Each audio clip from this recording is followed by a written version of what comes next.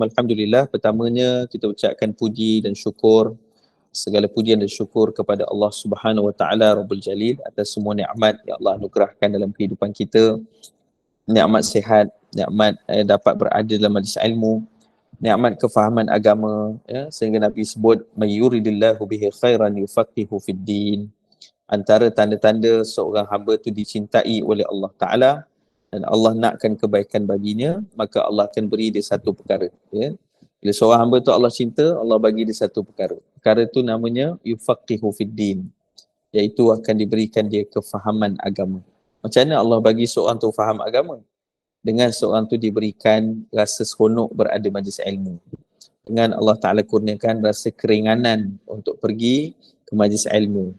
Ya, dengan Allah bagi dia hati yang terang sehingga dia mendapat kefahaman dalam perbincangan dalam majlis ilmu. Maka sebab itulah kita bersyukur sebab pagi ni kita berada dalam majlis ilmu dan insya-Allah mudah-mudahan kitalah orang-orang yang termasuk di kalangan yang dicintai, disukai, dirahmati oleh Allah Ta'ala insya-Allah. Jadi dan juga kepada semua barisan yang saya muliakan, kepada barisan pimpinan, sahabat pecinta Al-Quran, Haji Zainun dan semuanya, dan juga muslimin dan muslimat yang bonda dirahmati dan dimuliakan oleh Allah. Jadi Alhamdulillah, kita akan pagi ini bertemu, mudah-mudahan diberkati oleh Allah Ta'ala untuk kita sama-sama mendalami Asma'ul Husna. Jadi saya yakin semua orang, semua yang bersama-sama pada pagi ini mungkin dah hafal dah Asma'ul Husna. Kan? Dia nasyid ni, nas'aluka ya man huwallah Alladhi, kan, sampailah Ar-Rahman Ar-Rahim Al-Malikul Quddus. Berapa nama-nama Allah ni? Ada 99 nama Allah. Bila kita sebut 99 nama Allah, ya, teringat kita hadis Nabi SAW. Nabi kata, Inna lillahi tis'ata wa tis'ina isman. Sesungguhnya Allah Ta'ala ni ada 99 nama. Ya, dan 99 nama ni man ahsaha dakhala jannah. Kata Nabi, siapa yang dia baca nama Allah ni, kemudian dia belajar, dia belajar maksudnya dia dalami makna nama-nama Allah Ta'ala, dengan itu dia kenal Allah Ta'ala, dengan itu juga dia beramal sepanjang hayatnya dengan nama Allah Ta'ala, ya, dia berdoa dengan nama Allah, maka kata Nabi dakhalal jannah, dia akan masuk ke dalam syurga Allah Ta'ala. Nampak tak? Jadi sebab tu pentingnya, sebagaimana dalam hadis sahih Bukhari Muslim ni, Nabi sebutkan pentingnya kita belajar Asma'ul Husna. Dan dengan kita belajar Asma'ul Husna, kita mengenal Allah Ta'ala. Bila kita kenal Allah Ta'ala, kita akan, ya, bertambah iman kita, bertambah cinta kita. Pepatah Melayu berbunyi, tak kenal maka tak cinta. Bila kita kenal, tentulah kita akan mencintai, iaitulah Allah Subhanahu Wa Taala. Begitu juga dengan kenal Allah, kita akan kenal diri kita. Ya, diri kita yang Allah anugerahkan banyak nikmat.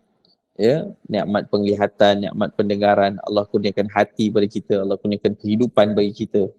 Dan Allah Subhanahu Wa Taala yang menguasai, ya, segala-galanya dalam kehidupan kita, yang memiliki segala-galanya. Kita tidak ada apa yang kita miliki melainkan kita dikurniakan, dirahmati dengan rahmat Allah. Allah kurniakan kita nikmat yang banyak. Maka bertambah syukur kita, bertambah takwa kita dengan belajar Asmaul Husna, bertambah juga iman kita kepada Allah. Baik. Dalam satu ayat Quran, sebelum kita mulakan perbincangan kaitan dengan Al-Latif, ya, nanti kita akan sebutkan maknanya dan apakah perbahasan mengenai ini. Baik. Dalam satu ayat Quran, Allah Ta'ala berfirman, surah Al-A'raf ayat 180, A'udzubillahi minasyaitonirrajim. Walillahil asma'ul husna fad'uuhu biha. Kata Allah Ta'ala, dan Allah Ta'ala itu mempunyai nama-nama yang baik, maka serulah, berdoalah kepadanya dengan nama-nama itu. Jadi jemaah sekalian, sebenarnya berdoa dengan nama Allah ni satu yang dituntut, disuruh oleh Allah dalam Quran. Ya, kerana itulah Allah menurunkan ayat ini, surah Al-A'raf ayat 180, untuk mengajar kita dan mengajak kita untuk berdoa dengan menyebutkan nama-nama Allah. Jadi mestilah kita nak sebut, kita kena tahu apa maknanya kan. Jadi dengan itulah kita belajar Asmaul Husna, kita dapat juga tunaikan perintah Allah, iaitu berdoa dengan nama Allah. Ada tak kisah-kisah yang berlaku iaitulah di kalangan sahabat yang melakukan hal ni. Ramai sebenarnya. Tapi salah satu dari kisah menarik adalah bila berlakunya satu peristiwa di zaman Khalifah Abu Bakar As-Siddiq radhiyallahu. Selepas Nabi SAW wafat, Abu Bakar As-Siddiq radhiyallahu anhu menjadi khalifah. Jadi ketika itu Abu Bakar As-Siddiq menghantar satu pasukan tentera, iaitulah ke satu tempat namanya Bahrain. Jadi Bahrain ni, kita dok panggil Bahrain kan, Bahrain. Tapi sebenarnya Bahrain ni maksudnya dua lautan. Jadi Bahrain ni dihantarkan satu ketenteraan daripada kalangan sahabat Nabi, yang mana Abu Bakar As-Siddiq radhiyallahu anhu telah hantar, dan kumpulan ini diketuai oleh seorang sahabat yang bernama Panglima Ala Al-Hadrami. Artinya Ala ni dia orang Yaman, orang Hadramaut. Jadi Ala ni dia bawa satu pasukan tentera, dan ketika dalam perjalanan tentera-tentera ini terpaksa berhenti di satu kawasan gurun, kerana jauhnya daripada Madinah nak menuju ke Bahrain, maka terpaksa lalu satu gurun. Gurun ni maksudnya padang pasir yang luas. Jadi kawasan ini dikenali sebagai Ad-Dahna. Ad-Dahna ni satu gurun yang luas sangat dan jauh, mata memandang. Jadi disebutkan bahawa banyaknya kafilah-kafilah Arab, disebutkan semenjak dulu, yang melalui gurun itu beritahu bahawa gurun itu tak pernah ada air. Sepanjang perjalanan ratusan kilometer tu tak ada air langsung, kerana dia gurun, maksudnya dia panas dan padang pasir. Jadi tiba-tiba berlaku masa tentera Ala bersama sahabat yang lain, mereka sedang berkhemah di tengah-tengah padang pasir tu, tiba-tiba berlaku angin kencang, ribut, menyebabkan unta-unta mereka terkejut, lari unta-unta bawa makanan dengan kelengkapan mereka. Dan begitulah juga khemah-khemah semua terbang. Jadi nak cerita pada waktu itu berlaku kelam kabut, tetapi Panglima Ala ni dia tetap, maksudnya apa, beritahu kepada tentera dia, janganlah kamu takut, jangan bimbang, kamu kan membela agama Allah, maka tentunya Allah Ta'ala tidak akan mensisiakan kita. Bergembiralah kerana Allah tidak akan mensisiakan kita. Jadi maksudnya apa? Jadi ujian tu kita tengah buat kerja yang baik, perbuatan yang baik. Jadi ujian itu Allah tak akan sisihkan kita. Allah pasti jaga kita. Jadi itu antara dia punya peringatan kepada tenteranya. Sehinggalah apabila mereka pun mula berdoa kepada Allah, sebagaimana Allah berfirman, ud'uni astajib lakum. Jadi mereka pun doa, begitu jugalah dengan menyebut nama-nama Allah. Sehingga kan akhirnya apabila mereka dah berdoa, bermunajat dengan berdoa dengan nama Allah Ta'ala, akhirnya dilihat daripada jauh ternampak air terpancut di tengah-tengah padang pasir. Dan sampailah waktu mereka minum, dan sampai tengah hari, semua unta-unta mereka yang lari itu datang balik kepada mereka. Subhanallah. Dan begitulah juga sekali lagi mereka nak sampai ke Bahrain, tiba-tiba mereka kena melalui satu lautan. Lautan tentulah dalam. Jadi mereka itu saat itu Panglima Ala suruh tentera dia bermunajat dengan menyebut nama-nama Allah lagi. Maka mereka pun berdoa dengan menyebut nama Allah, Ya Arhamar Rahimin, Ya Karim, Ya Halim, Ya Ahad, Ya Samad, Ya Hayy, Ya Muhyi, dan semua nama-nama Allah Ta'ala sebutkan. Maka mereka berdoa dan akhirnya sebut La ilaha illa anta ya Rabbana.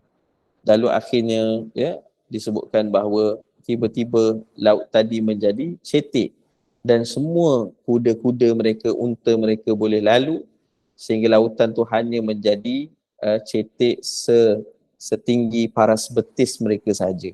Dan akhirnya mereka pun memenangi peperangan tersebut, dan umat Islam telah pun memenanginya, begitu juga Panglima Ala dan tenteranya. Maka kisah ni disebutkan dalam kitab, disebutkan Al-Kamil fi Tarikh dan juga Al-Bidayah wan Nihayah. Jadi menunjukkan berdoa dengan nama Allah ni satu tuntutan, bahkan menjadi asbab juga makbulnya doa-doa. Jadi sebab tu kita doa pada Allah Ta'ala, bila kita belajar nama Allah, kita doa dengan nama Allah SWT. Baik. Jadi pada pagi ni kita sambung tadi iaitu Al-Latif. Apakah maksud Al-Latif? Seperti yang Haji Zainul sebut tadi, Al-Latif ini maknanya yang maha lembut. Ya. Dan disebutkan bahawa Al-Latif ini ada dibahaskan oleh para ulama. Ya. Sebagaimana Allah Ta'ala juga berfirman dalam Quran, Innallaha latifun khabir.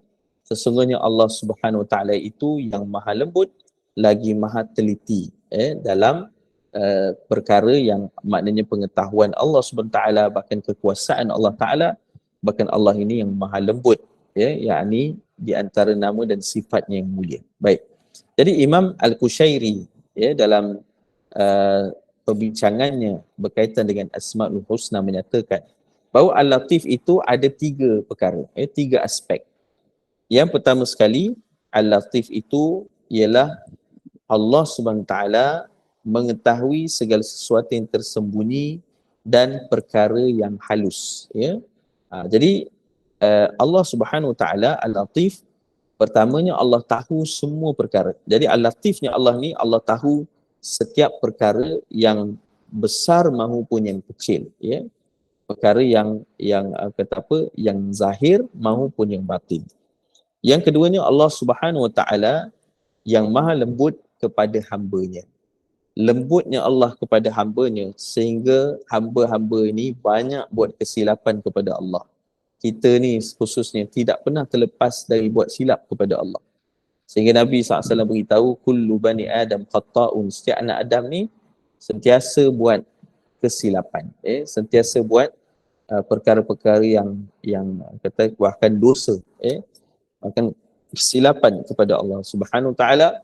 Tetapi yang Allah Ta'ala paling suka adalah hamba-Nya yang menyegerakan beristighfar, bersegera memohon keampunan kepada Allah Subhanahu Ta'ala. Jadi sebab itulah walaupun banyak kesilapan seorang hamba itu, tetapi dia masih dianugerahkan oleh Allah dengan nikmat. Seorang yang buat dosa, Allah bagi dia lagi kesihatan, Allah bagi dia lagi nikmat penglihatan, Allah bagi dia lagi nikmat pendengaran, Allah bagi dia lagi nikmat kehidupan. Dan supaya dia mendapat peluang untuk diampuni oleh Allah. Kalau dia memohon ampun pada Allah, dan Allah Ta'ala juga bersedia mengampunkan hamba-hamba. Itulah lembutnya Allah Ta'ala kepada kita. Artinya pertama tadi, Allah tahu apa yang kita buat. Allah tahu apa yang kita fikirkan. Allah tahu apa yang kita sedang sebut di dalam hati kita. Dan Allah tahu segala silap dan salah kita. Tetapi Allah Ta'ala masih anugerahkan kita dengan nikmat. Walaupun kita buat sesuatu kesalahan. Jadi suatu hamba Allah Ta'ala, dia buat satu kejahatan, kesalahan, tetap Allah bagi dia lagi nikmat. Supaya memberi dia kesempatan agar dia dapat kembali kepada Allah Ta'ala. Nampak tu, besarnya kelembutan Allah Ta'ala, Al-Latifnya Allah Ta'ala. Dan bukan hanya begitu, tapi kalau hamba tu dalam keadaan sedemikian, hamba itu Allah Ta'ala sedang menunggu dia memohon keampunan kepada Allah. Sebab itu Allah berfirman dalam Quran, dalam surah Nuh ayat yang ke-10, فَقُلْتُ اسْتَغْفِرُوا رَبَّكُمْ إِنَّهُ كَانَ غَفَّارًا. Kata Allah Ta'ala, dan sebutlah, katakanlah, iaitulah kamu memohon keampunan kepada Tuhanmu. Jadi Allah suruh kita banyak istighfar. Kerana apa? Innahu kana ghaffara. Sesungguhnya dia Allah Ta'ala adalah yang sedia memberikan keampunan. Maha lembutnya Allah Ta'ala, kita ni hamba saja. Jemaah sekalian, Allah Subhanahu Ta'ala boleh menghilangkan apa-apa saja nikmat dalam diri kita kalau seorang hamba tu tak mau ikut perintah dia. Sebagaimana kalau satu orang yang berkuasa, kan, dia yang bagi makan dekat orang ni, dia yang bagi minum dekat orang ni, dia yang sediakan pakaian dekat orang ni, dia sediakan tempat tinggal orang ni. Tiba-tiba orang ni mengingkari dia. Orang ni membuat sesuatu yang buruk. Tentu sekali orang ni boleh tarik je mana-mana nikmat tu. Tak bagi dia makan dah, atau tak bagi dia tempat pelindungan dah. Jadi seorang maknanya manusia Boleh jadi dia buat macam tu kepada satu orang yang orang tu buat kesalahan kepada dia. Tetapi Allah Ta'ala subhanallah, walaupun begitu besar sekali salah hamba dia kepada Allah Ta'ala, maknanya besar sekali dosa seorang hamba, Allah Ta'ala tidak serta-merta tarik nikmat. Bayangkanlah tuan sekalian, kalau Allah Ta'ala tarik sikit je nikmat kita. Sebagai contohnya, kalau orang-orang yang kena stroke ni tuan sekalian, bermaksud apa stroke ni? Satu daripada berjuta-juta saraf yang bawa darah ke dalam otak dia telah pecah. Satu je daripada berjuta-juta saraf ni yang ada dalam otak kita ni, dia pecah satu. Maka darah tu pecah, maknanya salur darah tu pecah, menyebabkan berlakunya stroke sehingga manusia tu tak boleh gerakkan sebelah dari badan dia atau seluruh daripada badan dia. Allahu Akbar. Jadi membawa maksud dari jutaannya nikmat saraf yang Allah Ta'ala beri yang bawa darah ke otak kita sehingga kita boleh berfikir, kita boleh hidup. Subhanallah. Kalau satu je Allah pecahkan, kita sudah hilang kemampuan dalam hidup kita. Subhanallah. Tapi Allah Ta'ala jaga kita kan. Allah Ta'ala masih lagi bagi nikmat kat kita. Begitu juga mata kita. Ada berjuta-juta saraf. Kalau satu saja yang rosak, maka akan hilanglah penglihatan kita. Macam tu juga jantung kita. Ada banyaknya saluran-saluran. Kalau satu saja yang berhenti menyalurkan darah, boleh jadi seorang tu meninggal dunia. And itu di antara disebut sebagai sakit jantung dan sebagainya. Allahu Akbar. Jadi membuat maksud Allah Ta'ala itu begitu lembut pada kita. Sehingga kan mungkin banyak silap kita, tetap Allah Ta'ala bagi kita nikmat lagi, peluang lagi. Allah bagi kita sihat, boleh bernafas lagi. Allah Ta'ala bagi kita peluang lagi untuk kita kembali pada Allah Ta'ala. Itulah lembutnya Allah SWT. Dan bukan hanya kita dapat kembali, tapi bila kita kembali, Allah Ta'ala itu sedia memaafkan kita. Allahu Akbar. Ini yang kedua. Yang ketiga, kata Imam Al-Qushairi rahimahullah ta'ala, bahawa Allah SWT Al-Latif, iaitu dia memberikan manfaat kepada hambanya tanpa pengetahuan hambanya. Allahu Akbar. Maksudnya apa? Kita ni dapat nikmat yang banyak, sehingga ada nikmat yang kita sendiri pun tidak tahu. Allah Ta'ala yang bagi kita. Sampailah berlakunya kajian-kajian, ilmu-ilmu yang berkembang, sehingga barulah kita tahu, ya Allah, besarnya nikmat yang Allah bagi kepada kita kan. Sebagai contohlah kan, dalam seharian kita makan, kita minum. Kita makan, kita minum. Apabila kita kaji tentang makan minum, kalau satu orang tu dia fikir makan minum, dia rasa rezeki tu makanan dan minuman itu saja. Contoh dia makan, dia dapat makan dan dia dapat minum, itulah rezeki dia kata. Sebenarnya bukan itu saja rezeki. Kerana ada orang depan mata dia makanan yang sedap, makanan yang lazat, makanan yang nikmat, itu juga minuman, tapi dia tak boleh nak telan. Kerana rupanya rezeki untuk menelan itu pun daripada Allah Ta'ala. Subhanallah. Dekat tekak kita ni ada satu saluran makanan yang dipanggil esophagus.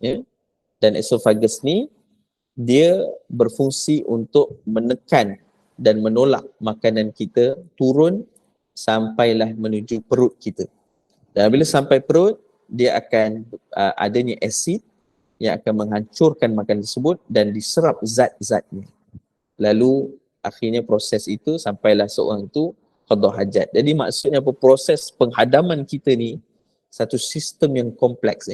Ada satu orang yang saya kenal, dia ada masalah, iaitu dia punya esophagus, saluran makan dia ni tidak boleh menolak sendiri.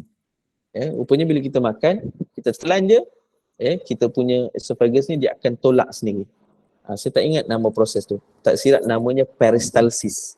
Peristalsis ni maksudnya dia akan tekan. Esophagus tu sendiri akan tekan sehingga makanan tu turun. Tekan lagi turun sampai tiba kat perut.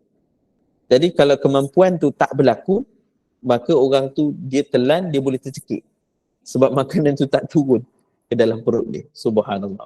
Maka kita tak tahu nikmat ni sampailah tiba-tiba ada orang yang diuji baru kita tahu, oh sebenarnya macam tu Subhanallah. Ya, maka selama ni kita makan, kita tak sedar pun bahawa nikmat yang Allah Ta'ala bagi, prestasi betul, ada doktor dalam ni, Alhamdulillah. Kalau saya salah beritahu. Jadi maksudnya apa, kalau satu orang tu, dia kehilangan nikmat tu, baru dia tahu selama ni Allah yang tolong jagakan nikmat itu untuk dia. Subhanallah. Jadi sebenarnya bukan itu saja, tapi banyak lagi betapa maha lembutnya Allah Ta'ala. Allah menjaga, Allah memberikan kepada kita macam-macam manfaat, macam-macam nikmat. Itu baru dalam tubuh badan kita, belum lagi luaran ni, kesihatan kita, bagaimana ahli keluarga kita, bagaimana nikmat kenderaan kita, nikmat rumah kita, nikmat kebahagiaan yang Allah anugerahkan, macam-macam nikmat. Subhanallah. Kalau kita nak hitunglah, wa in ta'uddu ni'matallahi la tuhsuha, kata Allah dalam Quran, sekiranya kamu nak kiralah nikmat yang Allah Ta'ala bagi, nescaya tidak akan mampu untuk kamu menghitungnya. Jadi bermaksud Allah ini Al-Latif, yang maha lembut sekali, sehingga kan dia berlembut dengan kita, sampai kadang-kadang orang itu tidak menghargai kelembutan yang Allah beri pada dia. Allahu Akbar. Janganlah seorang hamba tu jadi macam tu. Sehingga Allah berlembut dengan dia sampai dia akhirnya jadi naik kepala. Macam tu. Bahasa orang Melayu lah kan. Lembut dengan dia sampai naik kepala. Maksudnya apa? Dia ni dapat banyak nikmat sampai dia lupa kepada siapa pemberi ni. Dapat nikmat, dia lupa pada pemberi. Maksudnya apa? Dia dapat kekayaan, dia dapat hidup dia senang, sihat dia ada, tapi dia tak nak solat. Semua dia dapat, tapi dia tak nak ikut perintah Allah. Allah suruh dia tutup aurat, dia tak nak tutup aurat. Allah suruh dia buat amalan, jaga, jangan derhaka ibu ayah, dia tak buat. Dia derhaka ibu ayah dia. Allah Ta'ala suruh jaga sesetengah perkara dalam hidup dia, kewajipan, maka dia ni disebutkan dia langgar perintah-perintah Allah Ta'ala. Maka ni tandanya apa? Dia sudah melampaui batas. Allah berlembut dengan dia, tapi dia melampaui batas. Tapi maha lembutnya Allah, walaupun ada orang macam tu, Allah Ta'ala tetap bagi peluang pada dia. Sebab tu kita kena hargai peluang dan nikmat yang Allah bagi ni, supaya kita selalu berusaha memperbaiki diri kita, memperbaiki amal soleh kita, memperbaiki ilmu kita dengan meningkatnya ilmu. Macam pagi ni Alhamdulillah kita tambah ilmu daripada program-program macam ni. Dengan tambah ilmu kita beramal pula, maka dengan itulah semakin kita mudah-mudahan menjadi hamba Allah yang taat perintahnya dan meninggalkan larangannya, insya-Allah. Baik. Jadi seterusnya disebutkan dengan perbahasan tentang Al-Latif. Lihat ayat Quran bagaimana Allah Ta'ala berfirman surah Asy-Syura ayat ke-19. A'udzubillahi minasyaitonirrajim. Allahu latifun bi'ibadihi yarzuqu man yasha' wa huwal qawiyyul aziz.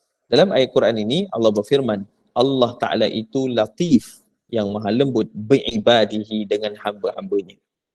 Yarzuqu man yasha', dan dia memberikan rezeki kepada siapa yang dia kehendaki. Wa huwal qawiyyul aziz, sesungguhnya dialah yang maha kuat, lagi maha agung, lagi maha mulia. Jadi Allah Subhanahu Wa Taala pertamanya dari ayat ini, kata mufassirin, memberitahu bahawa dirinya yang maha lembut kepada hamba-Nya. Berarti Allah Subhanahu Wa Taala lembut kepada hamba-hambanya, yakni Allah memberikan nikmat yang banyak kepada hambanya, memberikan peluang untuk hambanya kembali padanya, memberikan keampunan kepada hambanya yang mohon keampunan padanya, memakbulkan doa hambanya yang meminta kepadanya. Jadi lembutnya Allah Ta'ala memberikan kebaikan kepada hamba-hambanya. Bahkan siapa yang minta ampun, bertaubat, Allah Ta'ala nak ampunkan dia. Subhanallah. Jadi yang seterusnya, yang kedua, Allah Ta'ala memberikan rezeki kepada hamba-hambanya yang dia kehendaki. Dan yang ketiga, Allah Ta'ala menyayangi hambanya yang melakukan kebaikan dan menganugerahkan hambanya dengan kasih sayang. Jadi subhanallah, kalaulah satu orang hamba tu buat baik, satu orang hamba tu dia buat satu amal kebaikan, apa yang dia dapat? Dia dapat pahala. ya, Allah Ta'ala beri pada dia hasanah, pahala. Dan pahala ni memang kita tidak nampak, di dunia ni kita tidak nampak pahala. Tapi kesan melakukan amalan soleh yang banyak pahala ada banyak. Sebagai contohnya satu orang, kita tak nampak pahala kita, tapi kita boleh rasai bila kita dapat hasanah di sisi Allah Ta'ala. Bagaimana? Kata para ulama, iaitu bila kita buat satu amal soleh, kita akan rasa bahagia, kita akan rasa cukup, kita akan rasa gembira, bahkan kita dapat melakukan lagi lebih banyak kebaikan selepas itu. Itu tandanya hasanah yang banyak dalam kehidupan kita. Kita tenang, kita gembira. Itu tanda bila kita buat kebaikan. Itu tandanya mendapat hasanah kita di sisi Allah, insya-Allah. Begitulah juga di hari akhirat barulah dizahirkan pahala itu. Bila Allah zahirkan pahala itu, barulah ramai yang akan menyesal. Sebab dulu tak mahu percaya tentang pahala. Tapi di hari akhirat baru Allah Ta'ala nampakkan, maka barulah dia rasa menyesal. Antaranya Allah sebut dalam surah Al-Mu'minun ayat ke-99, ayat ke-100.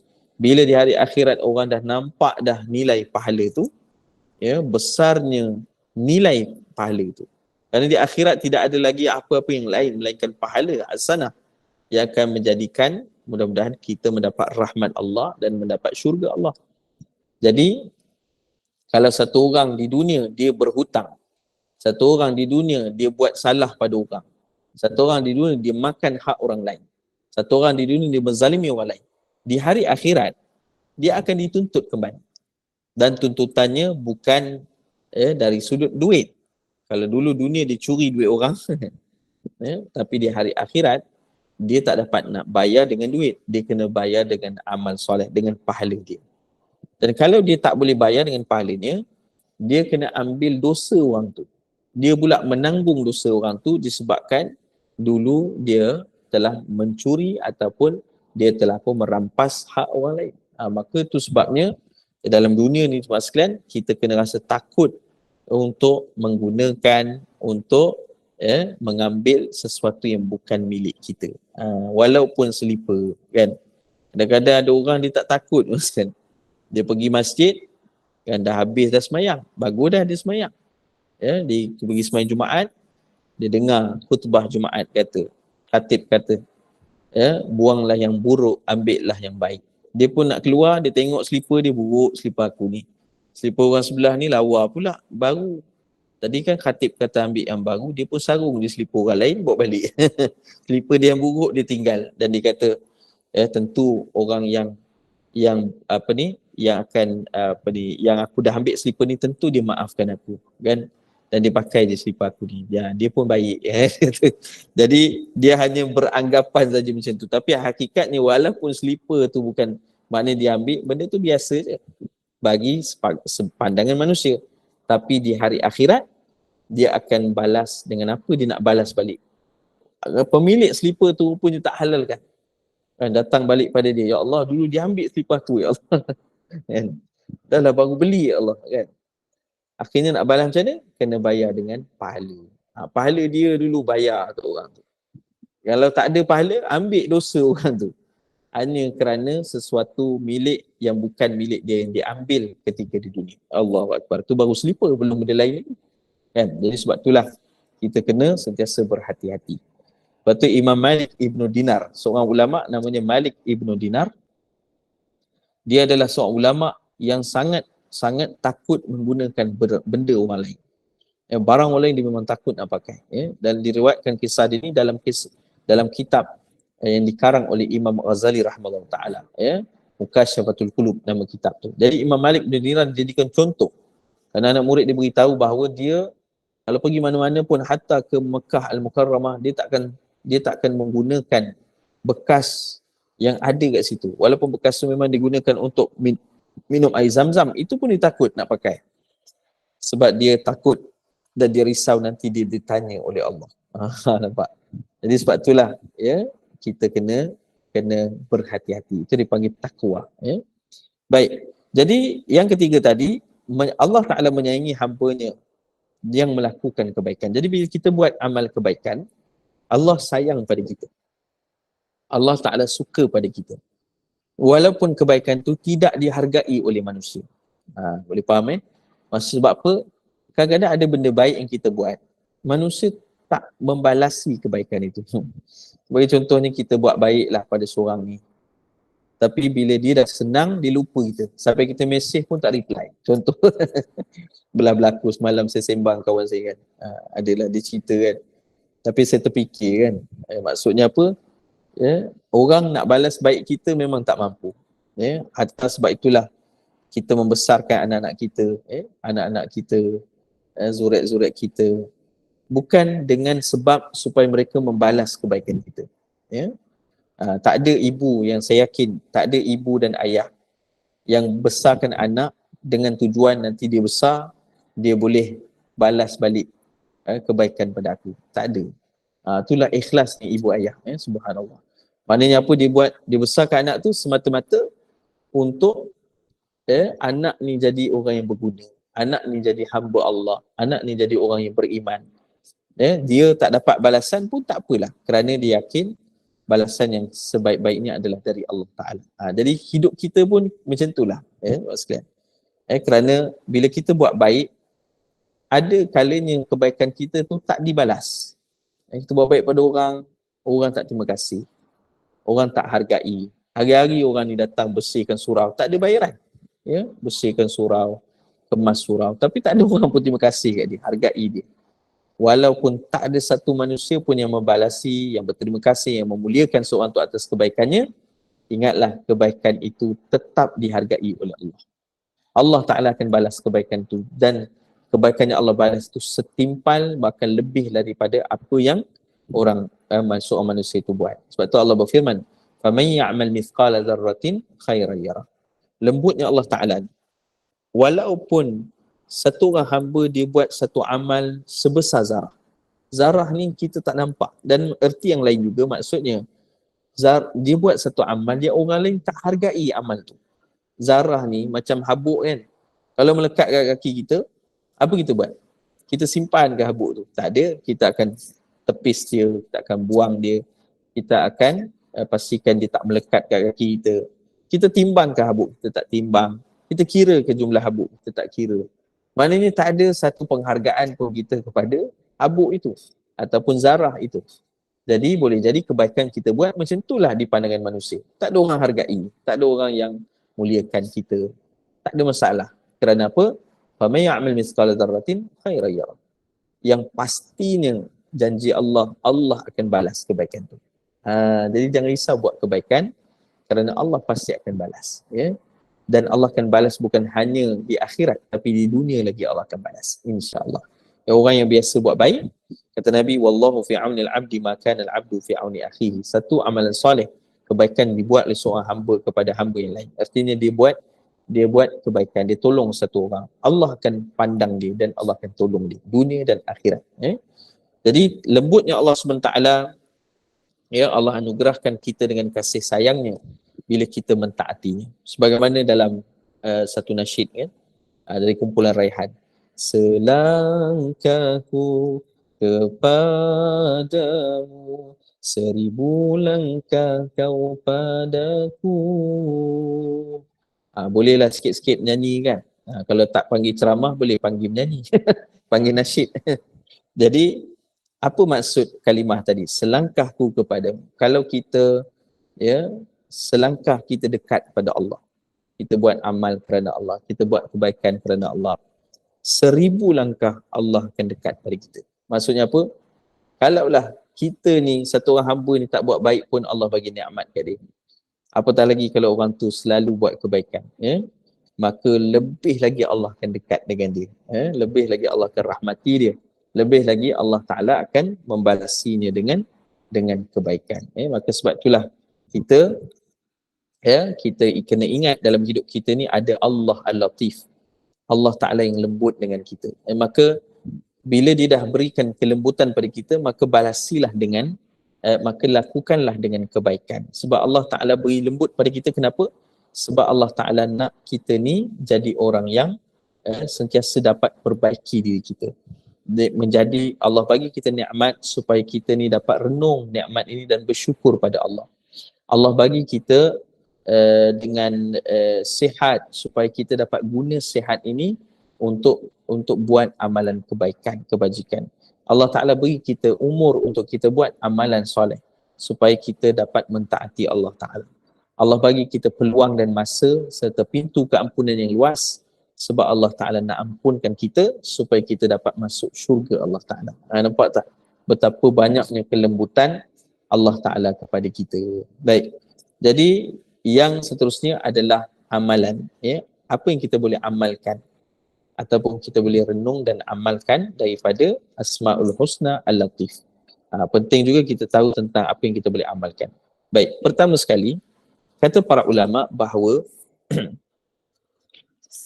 Allah Subhanahu Wa Ta'ala ini, ya, dia memiliki nama-namanya yang mulia dan sifat-sifatnya yang agung. Ya.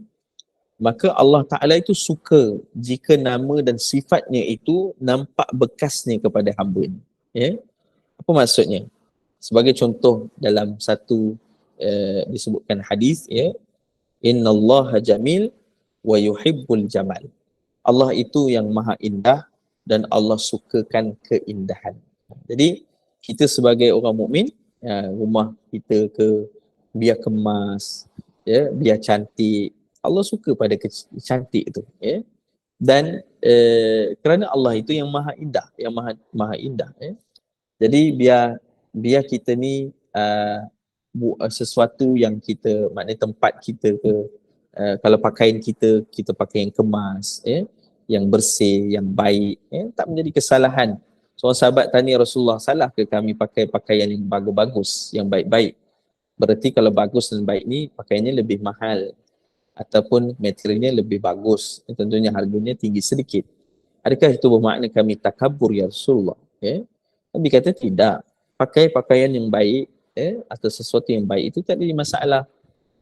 Tetapi yang salahnya kalau dengan pakai yang baik, ya, dia pakai pakaian yang baik, dia ada kenderaan yang baik, dia ada rumah yang baik, tapi menyebabkan dia takabur, dia menyebabkan dia sombong. Iaitulah bataral haq wa ghamtan nas. Dia merendahkan manusia dan dia menolak kebenaran. Itu menyebabkan dia takabur. Tapi dari segi yang lain, Allah Ta'ala sukakan kebaikan, ya, keindahan. Maka Allah suka kalau kita buat, ya, maknanya kita indahkan tempat kita. Tak adalah selekeh je kan. Rumah pun biar kemas, biar tenteram, mudah-mudahan. Bukan hanya kemas dan cantik saja, tetapi biarlah dipenuhi dengan barakah. Nabi kata contohnya rumah kita kan, buat kemas-kemas, buat indah-indah. Sebab apa? Sebab dengan itulah akan jadi tenteram, sakinah, ketenangan pada kita. Dan juga rumah itu juga tapi dengan syaratnya, Nabi kata wala taj'alu buyutakum maqabir. Tapi janganlah jadikan rumah kamu itu seperti kubur.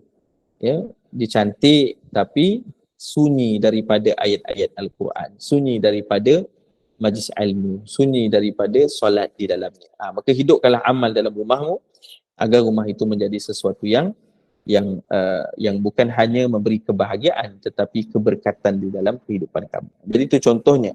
Jadi sebagai tadi contohnya Al-Latif, Allah Ta'ala suka, Allah Al-Latif yang maha lembut, suka sekiranya hamba itu menjadi latif. Kan ada orang nama Latif,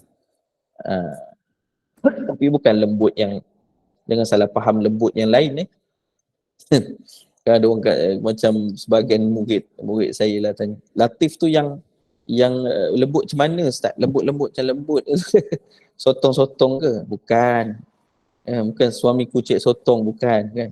Jadi bukan lembut itu, maksud lembut tu adalah hati yang lembut. Seorang manusia, Allah suka kalau dia ada latif di dalam pertuturan dia, dalam hatinya, dalam perkataannya, ya, bahkan lembut dalam perbuatan. Lembut perbuatan ni bukan sotong tu sampai tak ada tulang tu, bukan. Tapi lembut dalam perbuatan artinya ada kesopanan, ya, macam letak barang letak suslu, tutup pintu tutup pelan-pelan. Kalau bercakap ni tak ada keras atau tak ada kalimah-kalimah yang nampak macam tak beradab, dia lapik kalimah dia dengan adab. Contohnya duduk, itu duduk, itu satu arahannya duduk. Tapi arahan itu tidak latif, tidak ada kelembutan. Tapi macam mana arahnya ada kelembutan? Silakan duduk. Jadi silakan duduk. Kan? Jadi ada kelembutan dekat situ. Jadi Allah suka kalau nama dan sifat Allah tu nampak bekasnya kepada hamba. Jadi bila kita berlaku lembut, hati kita pun lembut. Macam mana caranya? Sebagaimana Allah bersebut apa ni? Wa ahsin kama ahsanallahu ilaik. Sebagaimana Allah buat baik pada kita, maka buatlah baik pada orang lain. Contohnya ada orang buat silap dengan kita, kita latif, tetap buat baik pada dia. Nampak? Kita tetap doa yang baik pada dia, kita buat baik. Moga-moga mudah-mudahan dengan akhlak kebaikan itu menjadikan dia suka kepada agama Islam.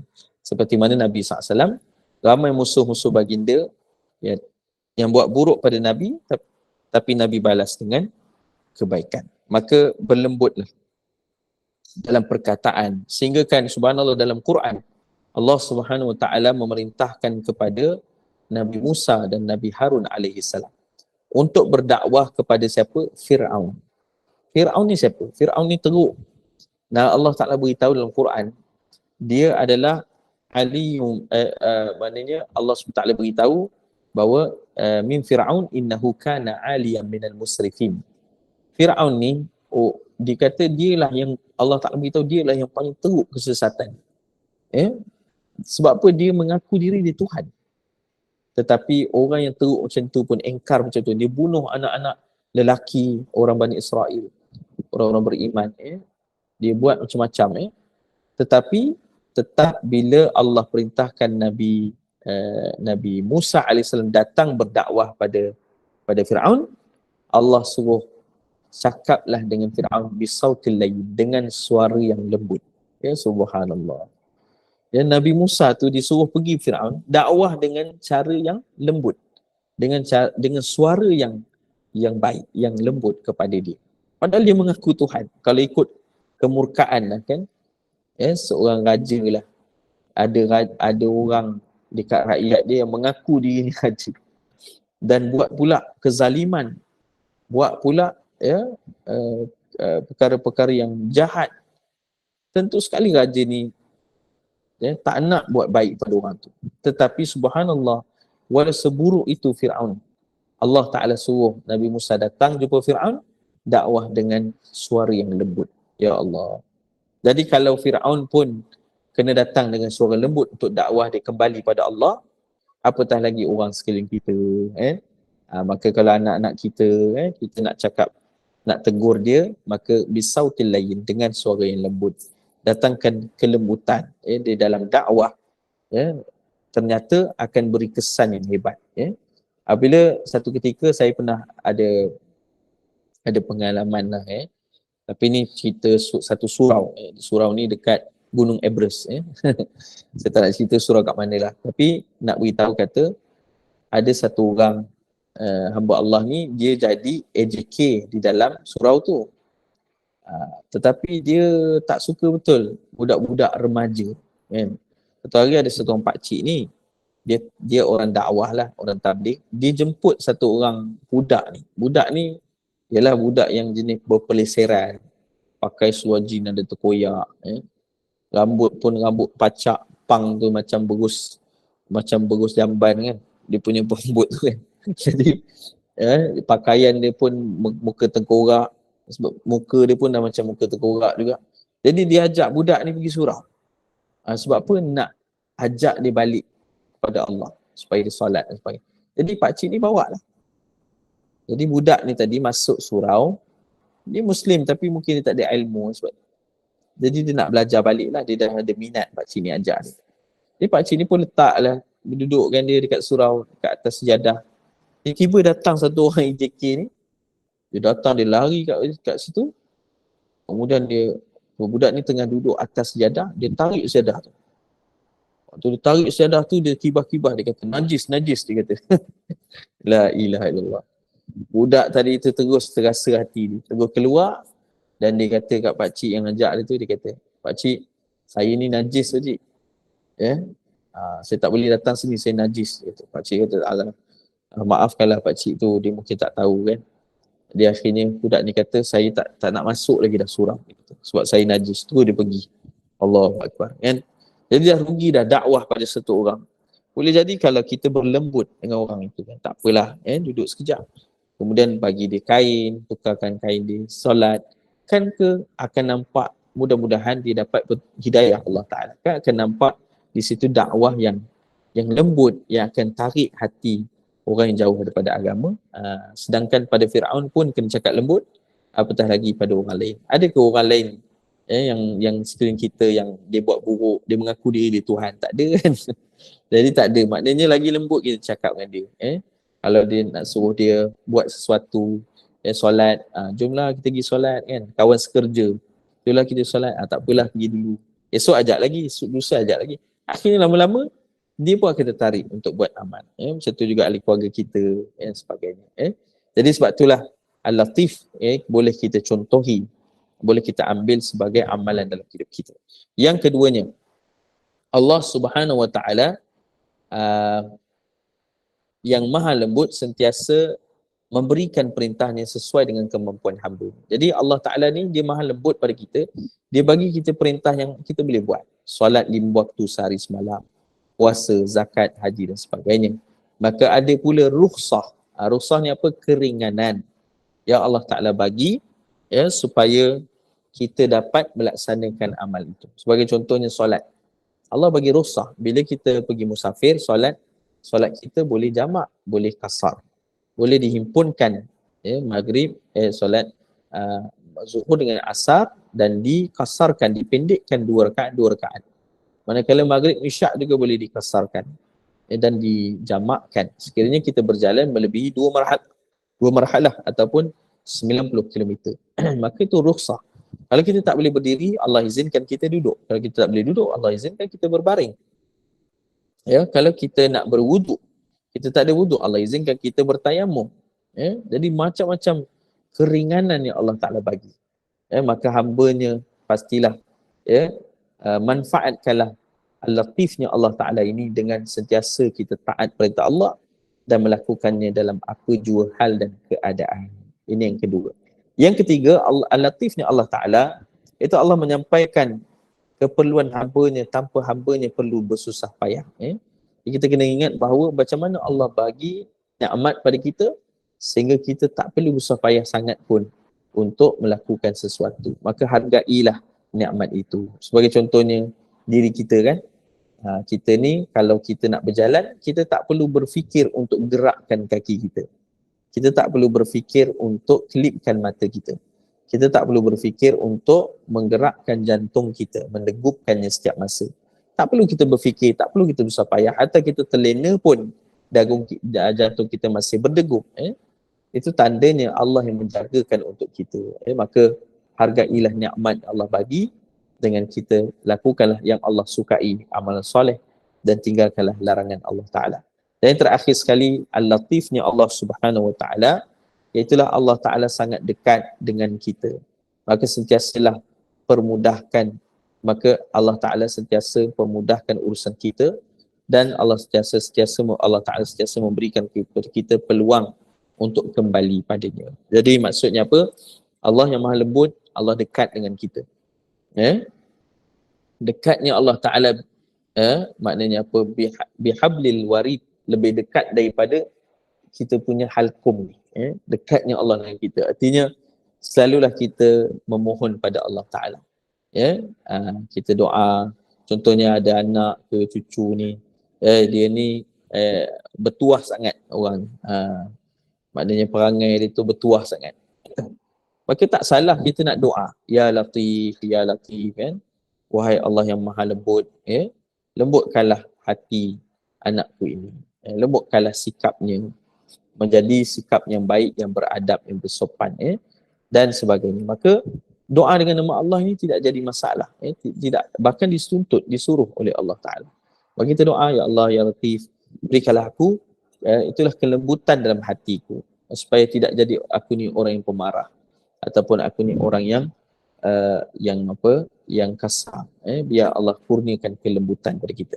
Atau kita pun kadang-kadang ada zikir Ya Latif, Ya Latif, Ya Latif, Ya Latif, Ya Latif, Ya Latif, Ya Latif, Ya Latif. Ya. Jadi contohnya macam itulah. Ya. Kita boleh bacakan. Dan ya Allahu latifun bi'ibadihi yarzuqu man yasha wa huwal qawiyyul aziz. Maksudnya apa? Kita baca ayat Quran tadi, surah Asy-Syura ayat 19. Tak ada masalah. Boleh kita baca. Dan mudah-mudahan Allah kurniakan kelembutan pada kita di dalam perilaku kita, dalam percakapan dan perbuatan kita, agar mudah-mudahan orang sekeliling kita menyenangi kita dan mudahkan kita untuk menyampaikan kebaikan, melakukan kebaikan, insya-Allah. Semoga juga Allah Ta'ala mengasihi kita. Dan juga yang terakhir sekali, para jemaah dikasihi muliakan Allah Ta'ala, Allah Ta'ala yang Maha Lembut memberikan peluang untuk kita kembali padanya. Maka selalulah kita kembali pada Allah. Kembali ni maksudnya apa? Taubat. Ya, selalulah kita bertaubat pada Allah. Dengan kita istighfar, kita minta keampunan pada Allah. Dan kita minta Allah Ta'ala merahmati kita dan sentiasa melimpahkan kebaikan serta rahmatnya bagi kita sehingga kita mendapat kejayaan dunia dan akhirat, insya-Allah. Aku qauli hadza wa astaghfirullahalazim lakum. Ustaz, doa dengan nama Allah, adakah itu maksud kita bertawassul? Doa dengan nama Allah ni diperintahkan oleh Allah. Tidak ada masalah. Jadi kita berdoa, Ya Latif, Ya Allah, Ya Rahman, Ya Ghafur, Ya Rahim. Nama-nama Allah itu disebutkan. Walillahi asma'ul husna fad'uhu biha. Maka tidak ada masalah. Boleh. Tidak dinamakan tawassul kerana kita berdirect. Kita direct dengan Allah Ta'ala. Kita terus kepada Allah. Dan Allah ini memiliki nama-namanya yang mulia. Jadi insya-Allah mudah-mudahan dapat kita amalkan dan kita dapat sampaikan. Aku qauli hadza wa astaghfirullahalazim li wa lakum. Wassalamualaikum warahmatullahi wabarakatuh. Waalaikumsalam warahmatullahi wabarakatuh. Alhamdulillah, jazakallah khair Ustaz Muhammad Al-Rizaki, iaitu atas perusahaan ilmu mengenai Asmaul Husna, iaitu Al-Latif. Ya, sebagaimana Allah sebagai zat yang maha lembut dibuktikan dengan banyak perkara. Antaranya dapat kita lihat dari adanya nikmat yang banyak yang diberikan oleh Allah SWT untuk hamba-Nya. Dan Allah tidak membebani hamba-Nya seperti yang Ustaz beritahu tadi. Allah tidak membebani hamba-Nya melainkan sesuai dengan kesanggupannya. Oleh sebab itu Allah itu memudahkan segala urusan hamba-Nya. Sebab Allah ni Maha mengetahui Ustaz kan kemampuan kita setakat mana kan. Dan juga sepatutnya lah kita ni sebagai umat Islam mencontohi Rasulullah SAW ya, yang menerapkan Asmaul Husna, iaitu Al-Latif, artinya Maha Lembut ini, yang dapat membawa kebaikan, persahabatan dan kasih sayang yang tulus dalam kehidupan bermasyarakat. Demikianlah ya penjelasan mengenai terbaiklah penjelasan aja. Terima kasih Ustaz ya. Kalau ajar dia ceramah saya nak dengar. Alah Ustaz, saya tak ada apa sangat Ustaz dibandingkan Ustaz ni. Okey. Demikianlah ya penjelasan mengenai memahami makna Al-Latif ya dalam Asmaul Husna ini. Dan semoga ianya memberikan sedikit sebanyak kefahaman dan manfaat bagi kita semua. Dan ucapan terima kasih kepada penaja program kita pada pagi ini. Dan dengan itu, bagaimana menguatkan majlis ilmu ini bila duhai kita Asmaul Husna ini dengan dipersilakan Ustaz menutupnya dengan tasbih kafarah dan surah Al-Asr. Silakan Ustaz. Bismillahirrahmanirrahim. Subhanakallahumma wa bihamdika asyhadu an la ilaha illa anta astaghfiruka wa atubu ilaik. Bismillahirrahmanirrahim. Wal 'asr innal insana lafi khusr illa alladziina aamanu wa 'amilus salihati wa tawassaw bil haqqi wa tawassaw bis sabr. Assalamualaikum warahmatullahi wabarakatuh. Waalaikumsalam warahmatullahi wabarakatuh. Semoga Ustaz jumpa lagi. Waalaikumsalam. Jumpa lagi semua. Sama-sama jumpa lagi tahu pukul 8 malam ini untuk baca Al-Quran. Biasalah ya. InsyaAllah. Waalaikumsalam warahmatullahi wabarakatuh. Jumpa lagi. Waalaikumsalam warahmatullahi wabarakatuh. Terima kasih. Sama-sama. Waalaikumsalam warahmatullahi wabarakatuh. Assalamualaikum warahmatullahi wabarakatuh. Waalaikumsalam warahmatullahi wabarakatuh. Jumpa lagi. InsyaAllah. InsyaAllah. Kita undur diri dulu ya.